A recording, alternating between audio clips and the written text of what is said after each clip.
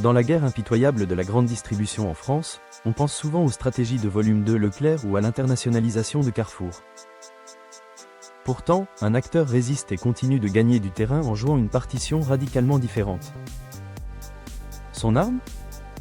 Un modèle qui privilégie l'humain sur la standardisation. Aujourd'hui, on plonge dans les coulisses de la stratégie de Système U en 2025.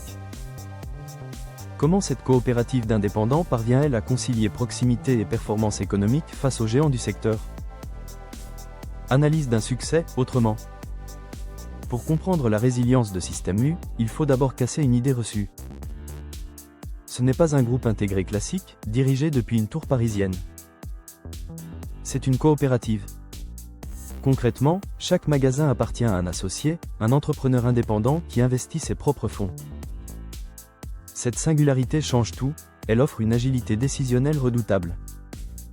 Un directeur de Super U n'attend pas 3 validations du siège pour référencer un producteur de fromage local. Il le fait, tout simplement. Cet ancrage territorial puissant est la véritable colonne vertébrale de l'enseigne. Ce modèle nourrit directement les forces majeures du groupe. Là où les hypermarchés géants perdent de la vitesse, Système U triomphe grâce à un maillage territorial dense. Avec ses formats Super U et U Express, l'enseigne est au plus près des consommateurs. Et ça paye. Regardez les chiffres. Les marques distributeurs comme Ubio et Unature ne sont pas de simples compléments, elles génèrent aujourd'hui 25 PER 100 du chiffre d'affaires.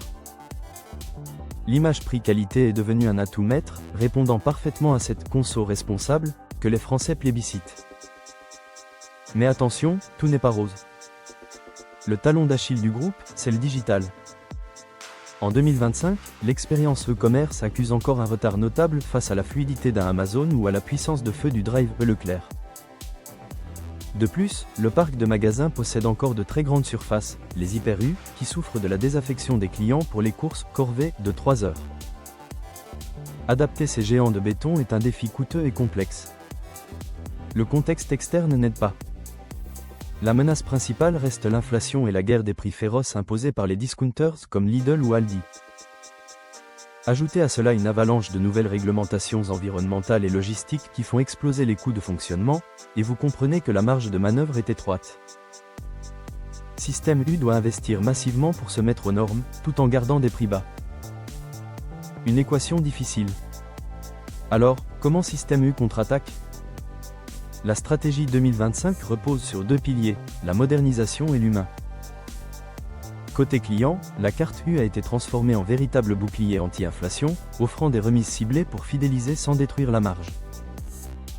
Côté logistique, le groupe investit enfin lourdement dans sa supply chain et son application Mon Magasin U pour rattraper son retard numérique.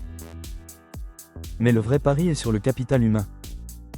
Dans un secteur qui peine à recruter, Système U joue la carte de la marque employeur.